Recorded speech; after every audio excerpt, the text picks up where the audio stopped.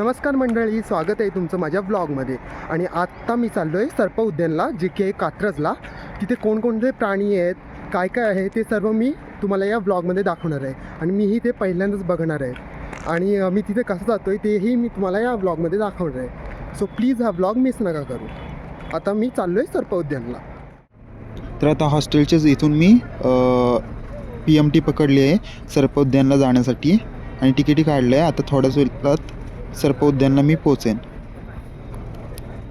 तर गाईज, आता आम्ही सर्प उद्यानला आलो होतो, पण आज बुधवार आहे आणि बुधवारचं ते सर्प उद्यान बंद असतं आणि आम्हाला काही माहिती नव्हता. तर आम्ही आलो आणि इथं बघतो तर उद्यान बंद आहे. मग आता प्लॅनमध्ये आम्ही थोडा चेंज केला आहे. आता आम्ही चाललो आहे इस्कॉनला आणि जर टाईम मिळाला तर त्यानंतर आम्ही जाऊ स्वामीनारायण मंदिरात. तर आता बघूया कसे जातो आहे आम्ही.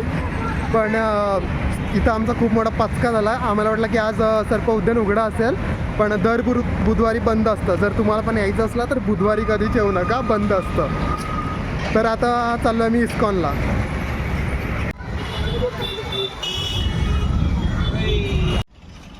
तर कात्रजच्या इथून आम्ही हिंजवडीकडे जाणारी बस पकडली होती आणि आता आम्ही इकडे इस्कॉन मंदिराच्या स्टॉपला उतरलो आहोत आणि आता आम्ही मंदिराकडेच चाललो आहोत.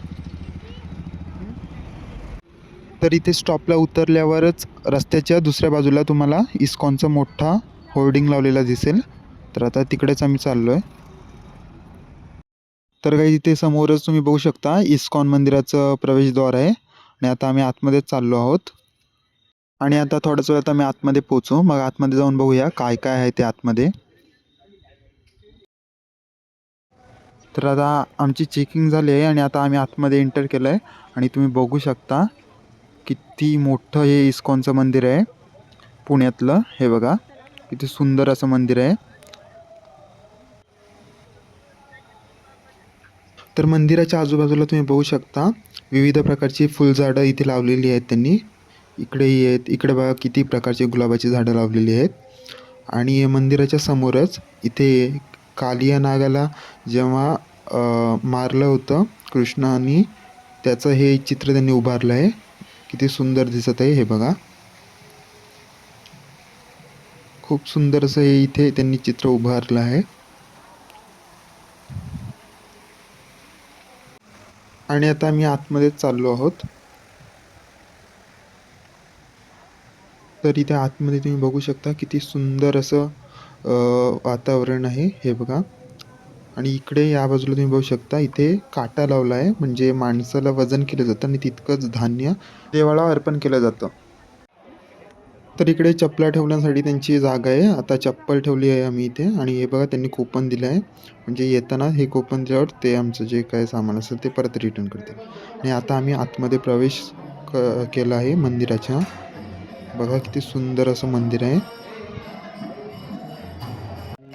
तर ही बघा इथे आहे राधाकृष्णाची मूर्ती. किती सुंदर प्रकारे त्यांनी सजवली आहे, अगदी सुंदर दिसत आहे.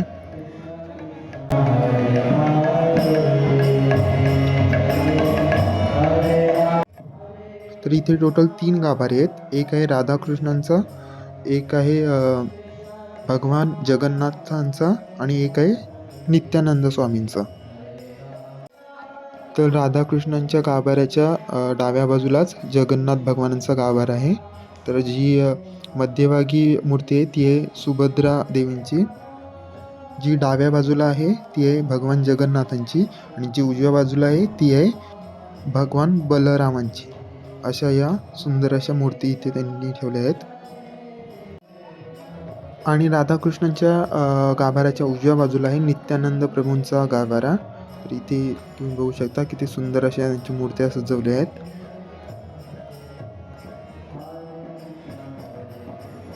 तर दर्शन झालं आहे आणि आम्ही आता भजनात बसलो आहोत. तर बघू शकता इथे सर्वजण कसे भजनात रमलेले आहेत.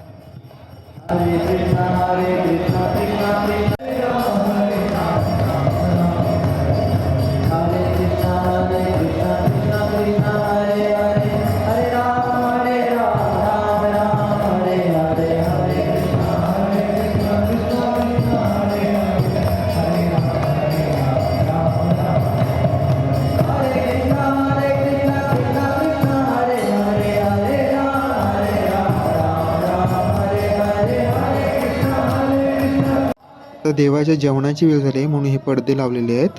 तोपर्यंत मी आता तुम्हाला हे जे मंदिराचं वरचं जे काम आहे हे बघा किती सुंदर प्रकारे त्यांनी केलेलं आहे. तुम्ही बघू शकता मध्ये राधाकृष्ण आहेत आणि सभोवताली गोपिका नृत्य करत आहेत. असं सुंदर असं यांनी चित्र इथे सिलिंगमध्ये केलेलं आहे.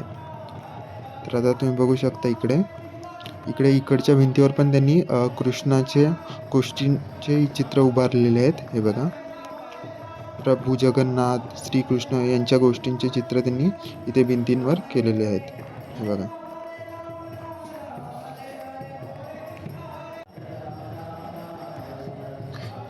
आणि तुम्हाला मी आणखी दाखवते. इकडे वरती बघा ते हे जे लहान लहान कप्पे केलेले आहेत त्याच्यामध्ये पण त्यांनी कृष्णांच्या अवतारामध्ये ज्या पण काही गोष्टी घडलेल्या त्यांचे चित्र त्यांनी इथे रेखाटलेले आहेत. इकडे मागेही तुम्ही बघू शकता.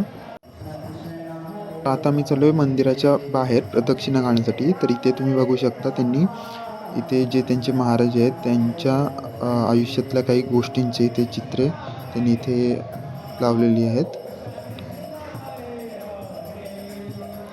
आणि बाहेर आल्यावर इथून आम्ही प्रसाद घेतला. आणि मंदिराच्या बाहेरच्या भिंतीवर तुम्ही बघू शकता भगवान श्रीकृष्णांच्या तसेच विष्णूंच्या वेगवेगळ्या ज्या आपण कथा ऐकतो गोष्टी ऐकतो त्या इथे रेखाटलेल्या आहेत त्यांनी. हे बघा खूप सुंदर प्रकारे त्यांनी इथे हे रेखाटलेले आहेत. इकडे बघू शकता तुम्ही.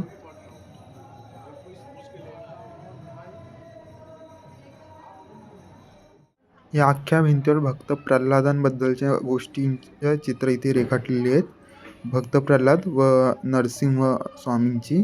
तर बघू शकता तुम्ही इकडे किती सुंदर प्रकारे त्यांनी गोष्टी रेखाटलेल्या आहेत. इकडच्या भिंतीवर श्री बालकृष्णांच्या लहानपणीच्या गोष्टींची चित्र रेखाटलेली आहेत.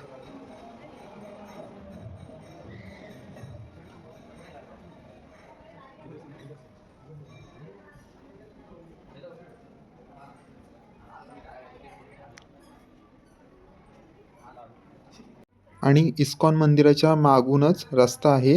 हा बघा इकडे तिरुपती बालाजी चं जे मंदिर आहे छोटंसं इथे तिथे जाण्यासाठी. तर आता आम्ही तिथेही चाललो आहे दर्शनासाठी.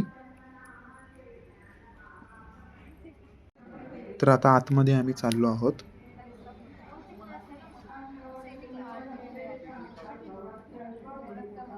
हे बघा किती सुंदर अशी तिरुपती बालाजींची इथे मूर्ती त्यांनी सजवलेली आहे. खूप सुंदर दिसत आहे.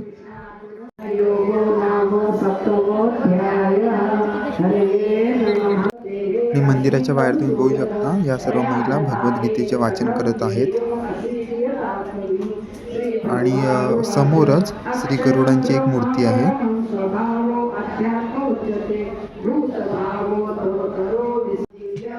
तर मी मंदिराला प्रदक्षिणा घालत आहे आणि तुम्ही बघू शकता इथे जे मंदिराचे कप्पे आहेत त्याच्यामध्ये विविध देवांच्या त्यांनी मूर्ती इथे ठेवले आहेत. तर हे बघा किती सुंदर दिसत आहेत त्याही.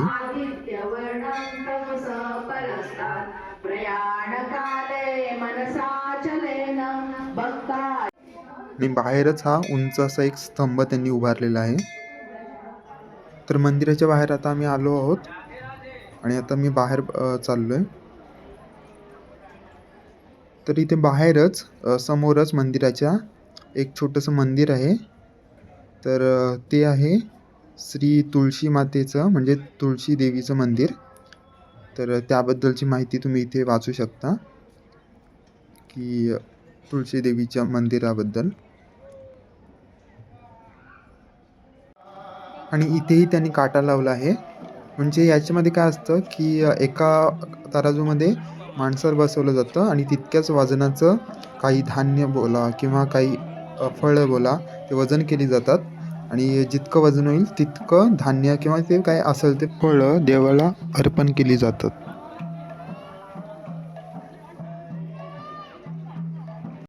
आता मंदिराच्या बाहेर आलो आहोत आणि इथे तुम्ही बघू शकता इथे त्यांचं गिफ्ट शॉप आहे आणि इकडे समोर त्यांचं सेवा ऑफिस आहे.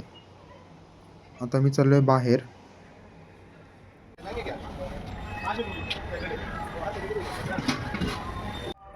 आणि मंदिराच्या बाहेर आम्ही आलो आहोत आणि इकडे तुम्ही बाहेरच बघू शकता, इथे त्यांचा प्रसाद देण्याचा एक स्टॉल आहे. तर इथून त्यांनी आम्हाला प्रसाद म्हणून केळी दिली आहेत. प्रसादी खाऊन झाला आहे आणि आता फायनली मी चाललोय हॉस्टेलला. सो गाईज फायनली आता मी हॉस्टेलला पोहोचलो आहे. आणि जर तुम्हाला आजचा ब्लॉग आवडला असेल तर चॅनलला लाईक करा, शेअर करा, सबस्क्राईब करा. थँक्यू.